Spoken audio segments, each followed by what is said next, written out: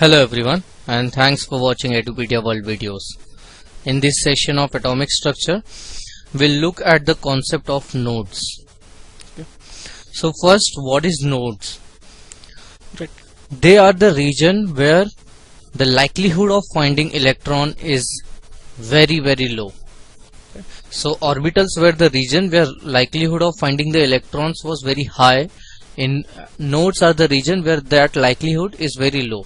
That is, the probability of finding electron in this region of space is less than 5%. Okay, and those particular regions we'll call them as nodes. For example, say in your school you might have different administration buildings or different classrooms, okay, and different locations. So you might be present in your classroom, you might be present in your laboratory, you might be present on the playground. Alright, but say for example, if you never go to library, okay, if you never read a book, then the likelihood of finding you inside a library is going to be very rare. So that becomes that region of space, okay, the one where your library is becomes the node. Alright, so that is how we define node. At this point, okay, that is the region which is called node, the wave function approaches 0. That is, the psi has a value of 0. We can say that. Okay, we have already seen psi. Alright, and we know that psi gives us some amount of information, or pretty much all the required amount of information about the electron. Especially it gives us the value of n, l and m. Okay. So nodes are the region where this value of psi is equal to 0, and as such, if psi is 0, then psi square also becomes 0. Okay, that is, square of psi is also 0. And what is square of psi? If you remember, psi square is significant, though psi is not physically significant, but psi square has the physical significance of representing probability density. That is, it represents the probability of finding the electron in a unit volume. Alright, that is, if the electron is present in this particular cube. Okay, so the total probability of finding the electron in this particular cube is 0.5. Then 0.5 divided by volume of this cube is the probability density of electron. That is, though the total volume is V, if I take a unit volume of this cube, then what is the probability of finding the electron in this unit volume of cube? It is represented by the value of psi square. Alright, and psi square becomes 0. Okay, so those regions where psi square is 0 are the nodal regions. What are the different types of nodes? So there are two different kinds of nodes which we'll study. One is radial nodes, okay, and the other is angular nodes. The value of nodes, okay, or the number of nodes present depends on which orbital you are talking about. For example, you have shells 1, 2, 3, 4, so on. Okay, that is n values. Alright, then for each of them you have different L values. So for 1 I have 1s, that is L equals to 0. For 2 I have both 2s, that is L equals to 0, and L equals to 1, which is 2p. For 3 I have 3s, 3p, as well as L is equal to 2. Okay, that is 3d. Alright, so depending on n and l value, number of nodes can be different. That is, number of nodes for 1s might be different than number of nodes for 2s might be different than number of nodes for 2p, 3s, 3p, so on and so forth, or they might be same. It doesn't matter. Okay, number of nodes is a different concept. It doesn't define the orbital, okay, or the orbit or the shell itself. Alright, so radial nodes, the formula for number of radial nodes for any particular orbital is n minus l minus 1. Okay, so for 1s, n value is 1, l value is 0. That means number of radial nodes is 1 minus 0 minus 1, that is 0. So 1s has no radial nodes. Alright, and as far as angular nodes go, angular nodes the formula for number of angular nodes in any orbital is L, and for 1s L is equal to 0. That means number of angular nodes is 0. So 1s has neither radial nodes nor angular nodes.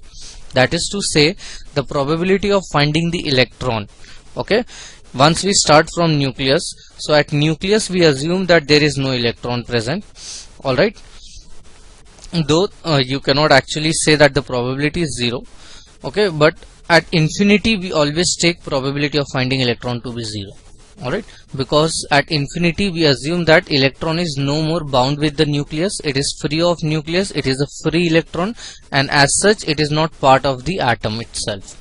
That is, once the electron is at infinity is not part of the atom, that means any electron of an atom is not present at infinity itself. So for 1s, if there are no nodes, that means once we start from the nucleus, there is no region, okay, where the likelihood of finding the electron is less than 5%, alright, and the value of psi or the value of wave function approaches 0 only towards infinity.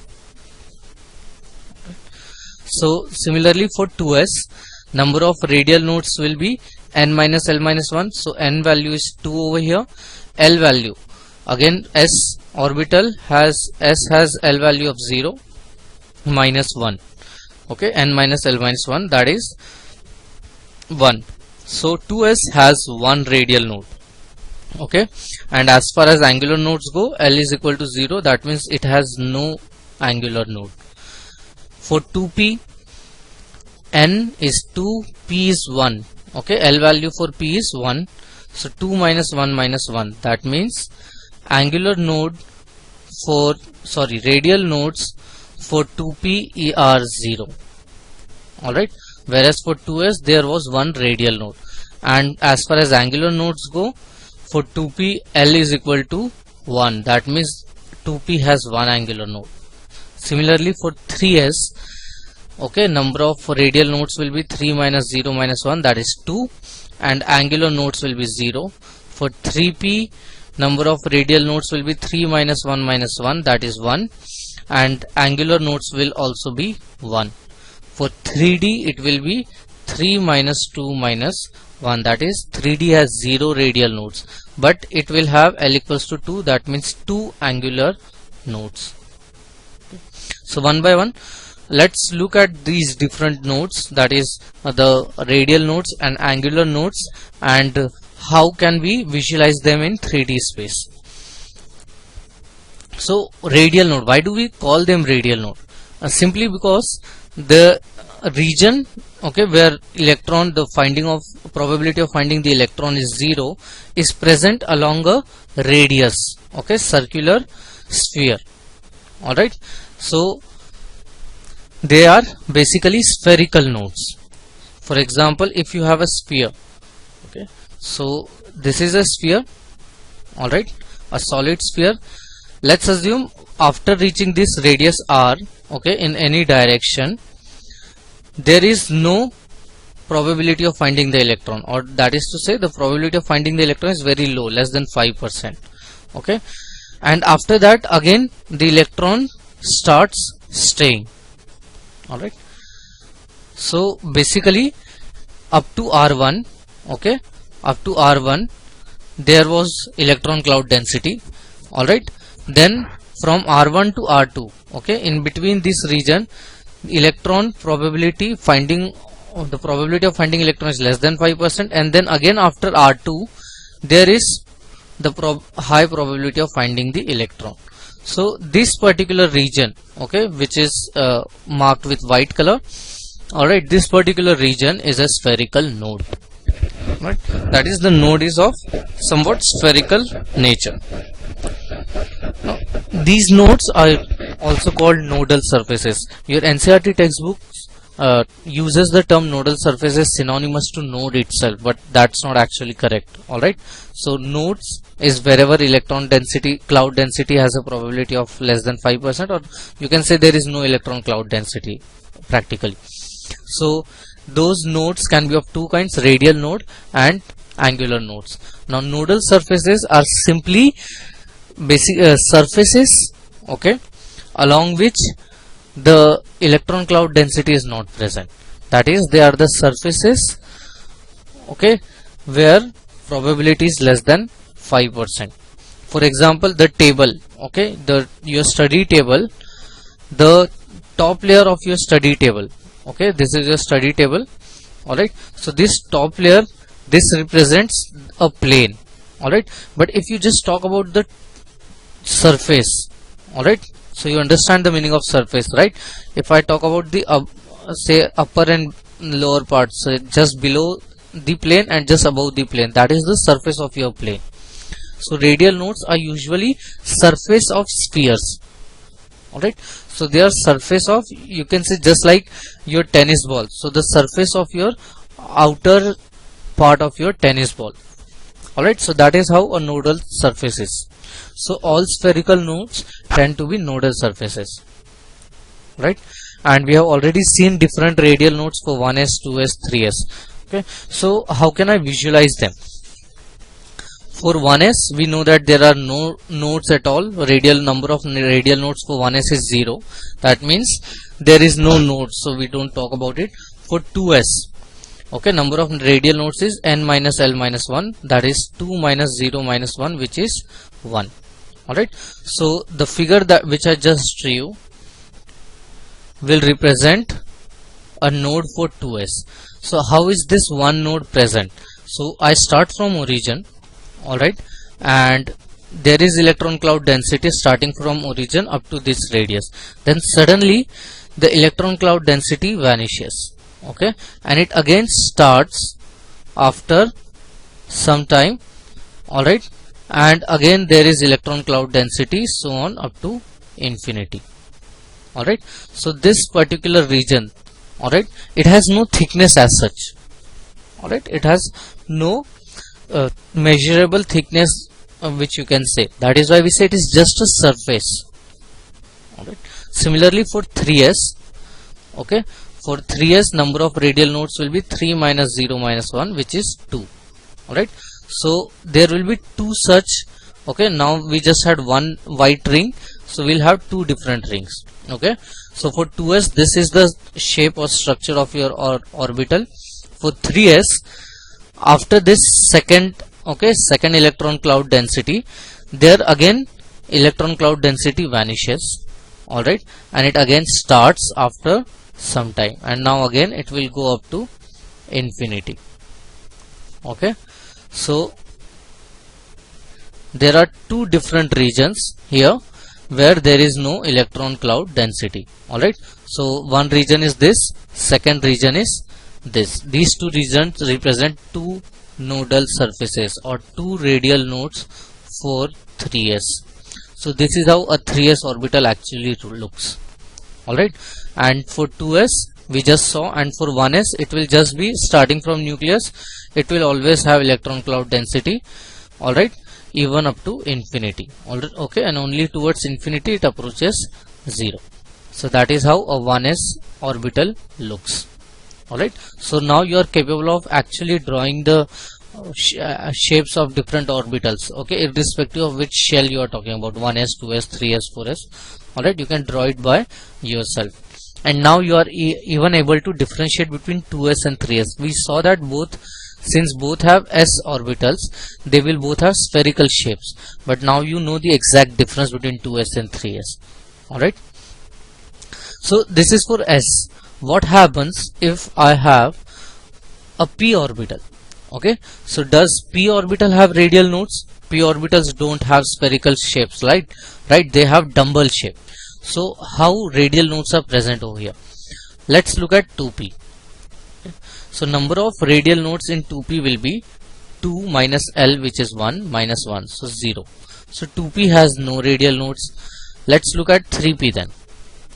For 3p it is 3 minus 1 minus 1, that is it has one radial node. So how will a radial node in 3p be present? So this means that each orbital of 3p will have one radial node. Okay, that is to say 3px will have one radial node, 3py will also have one radial node, similarly 3pz will also have one radial node. Okay, so each of these orbitals will have one radial node. And how will that orbital be present? How will that node be present? Let's say this is x, this is y, and the z is perpendicular to our xy plane, the z axis. So let's talk about 3px.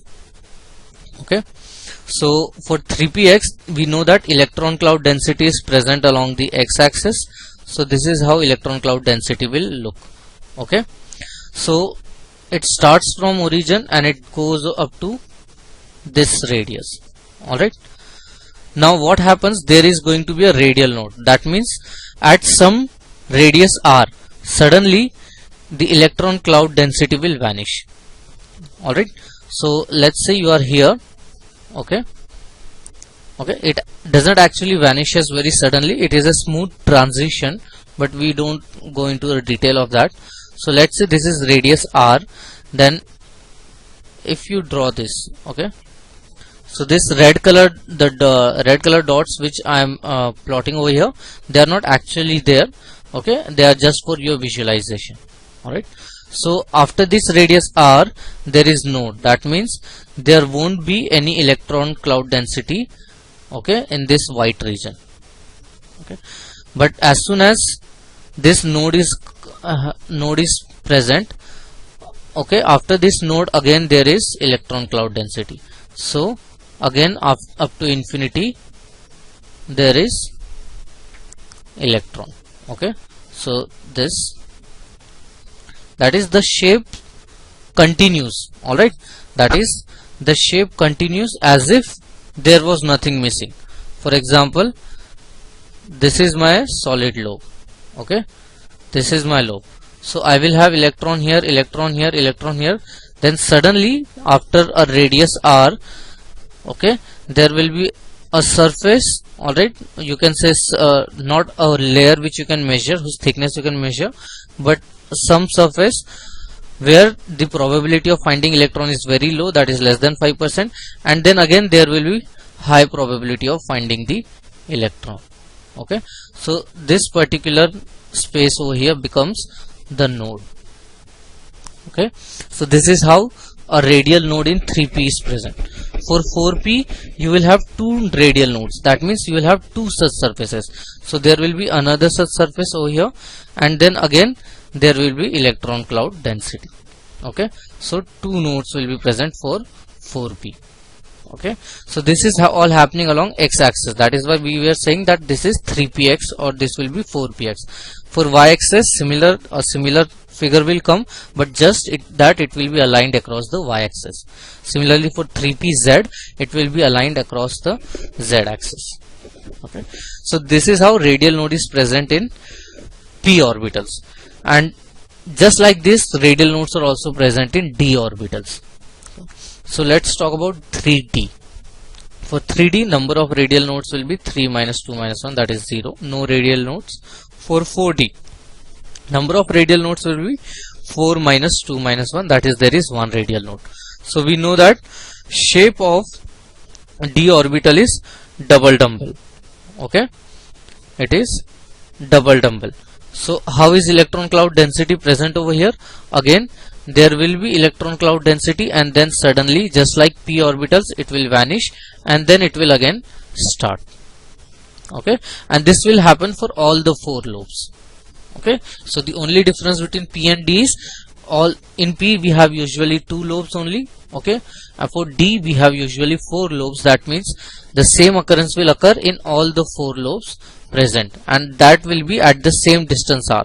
Okay, so irrespective of which direction I move in, the node will always be present at a radius of r. So this is r, this is also r, this is also r. Okay, same radius r. Node is present at same radial distance.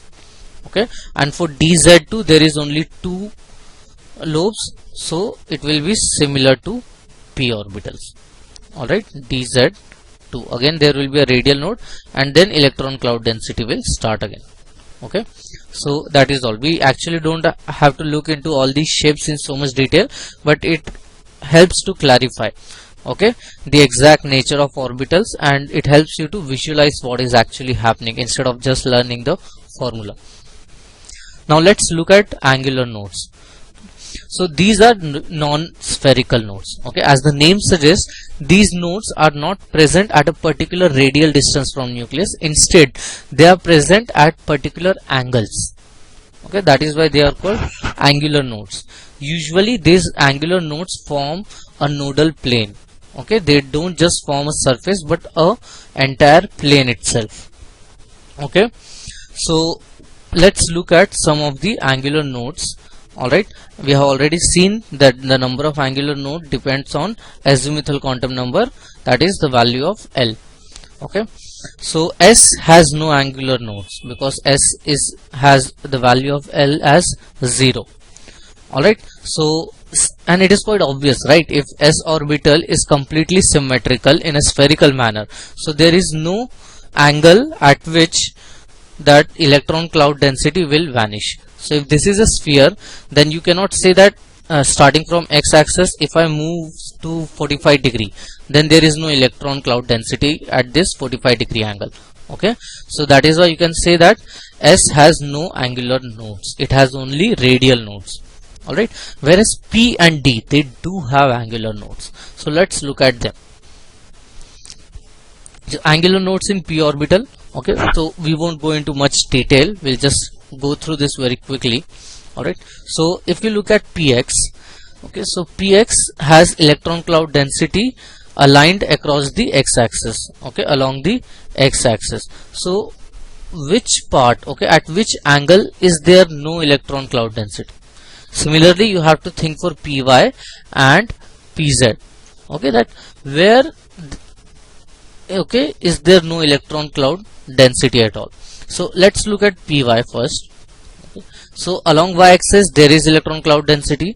So if you are saying that there is no electron cloud density say at 45 degree, you are wrong. Okay, these lobes are like this.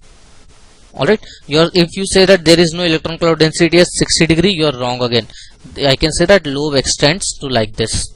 Okay, okay, these lobes, they extend up to infinity. So you cannot actually say that there is no electron cloud density anywhere starting from here to infinity. Alright, in this entire region there is electron cloud density. But if you move further from 60 to 70 to 80, then when you come at 90 degree, that is along z axis. Alright, and which plane? XZ plane. This is your x axis, this is z. So along XZ plane I can definitely say that there is no electron cloud density.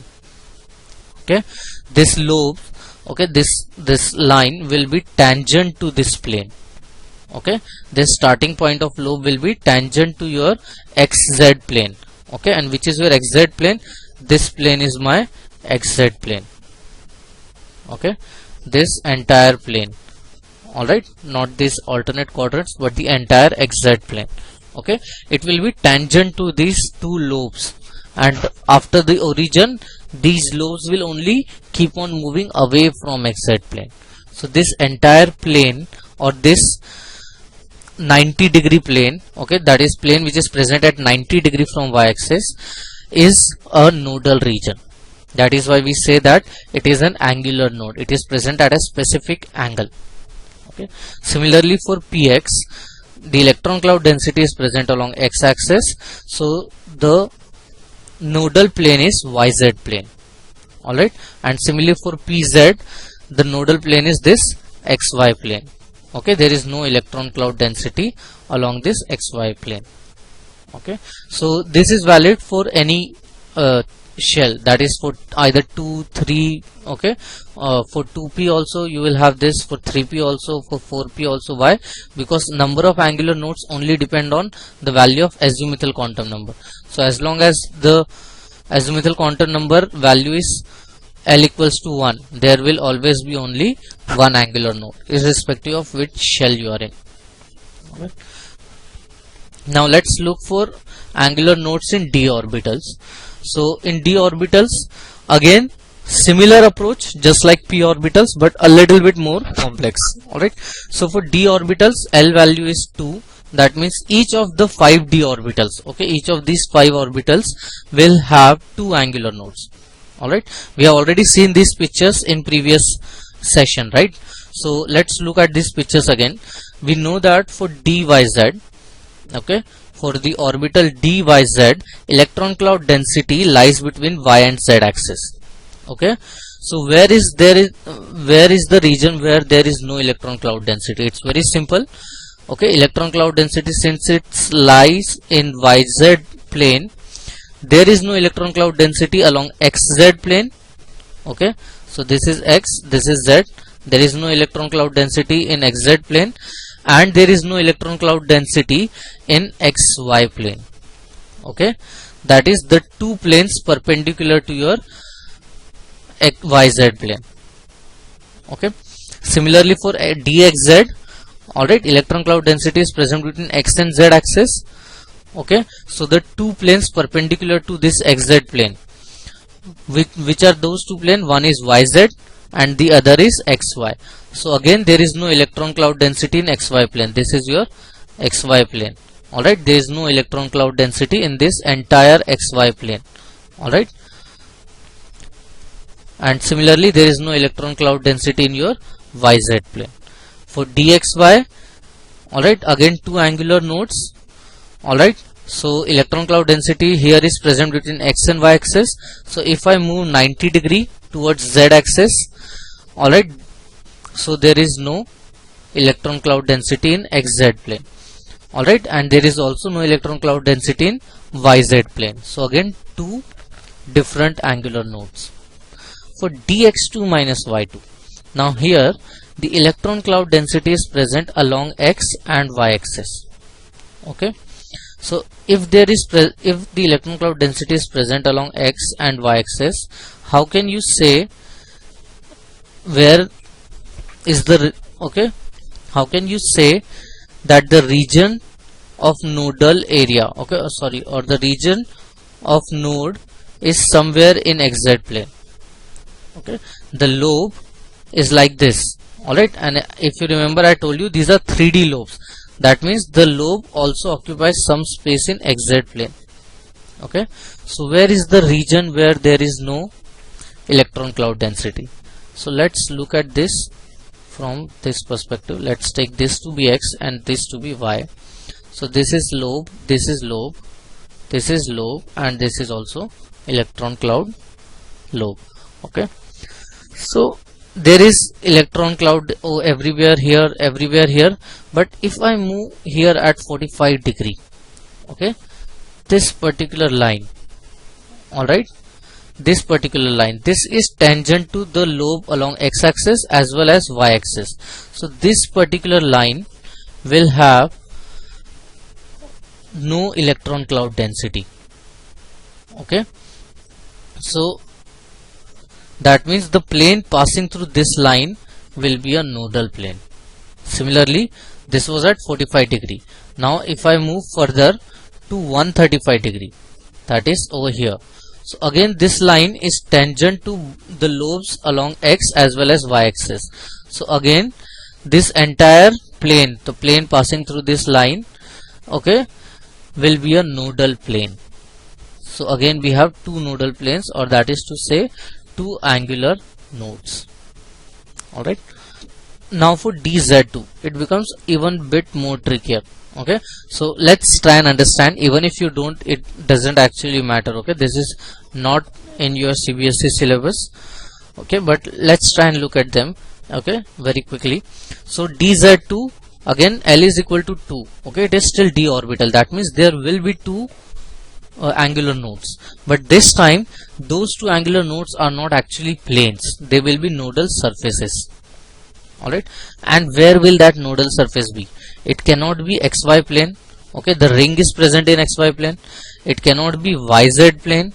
Okay, yz plane has the lobe region itself. Okay, and it cannot be xz plane also. Again it will have both this lobe region as well as the ring region. So where is the region where there is no electron cloud density? You start from origin and you take a tangent with this lobe and you take another tangent here. Okay, and make this a hollow cone. Alright, so this is just like a hat, you know, birthday hats the birthday boy usually wears, okay, or the clown wears. So that conical shaped, okay, hollow cone is a node actually, okay, and you cannot say the entire cone is the, or the conical shape is the node, but only the surface of this cone is a node, okay. So that is why I said this is not a nodal plane, but this is a nodal surface. Alright, so this nodal surface is present again at 45 degree, and after that this is 135 degree, okay. So that is why we say it is two angular nodes, okay, or you can say there is a cone above and there is a cone below. Alright, so these two cones are completely symmetrical, and these two cones form the nodal surface or angular nodes for DZ2. Okay, so that is all you need to know about angular nodes. Okay, in fact this is more than what you needed to know. Alright, so don't go into further details. Alright, you'll just keep on getting more confused. Now let's summarize it a little bit. See, we saw that radial node is always equal to n minus l minus 1. Alright, and we have seen that angular nodes are always equal to L. So if I sum them up, alright, that is R plus A, I get total number of nodes. Alright, I can calculate total number of nodes for any particular orbital. Okay, so total number of nodes will be n minus L minus 1 plus L, that is n minus 1. So total number of nodes only depend on principal quantum number n. They do not depend on azimuthal quantum number. For example, for 1s, n value is 1. So 1 minus 1 is 0. That is, there are no nodes at all. For 2s, n is 2. So 2 minus 1, that is 1. So 2s has total number of nodes equal to 1. Alright, and we know that this node is a radial node, alright, and not an angular node. Okay. Similarly for 2p, the n value is still same, right? N value is 2. Alright, so 2 minus 1, that is 1. So even 2p will have only one node, but this time it will be an angular node, not a radial node, right? For 3, alright, for shell 3, number of total nodes will be 3 minus 1, 2. Okay, so again you might have 3s, you might talk about 3p, or you might talk about 3d. Total number of nodes for each of them will always be equal to 2. For 3s, both these nodes will be radial nodes, as you can calculate from the formula n minus l minus 1. For 3p, one of this will be radial node and one of this will be and the other will be an angular node. For 3d, both of these will be, okay, radial nodes, sorry, angular nodes, and there will be 0 radial nodes over here. Alright, but the total number of nodes will always be 2. Okay, so on and so forth. You can calculate now total number of nodes for any orbital for which you are asked. Okay, just remember that total number of nodes is n minus 1. Okay, so once again, thanks for watching Edupedia World videos, and until next time.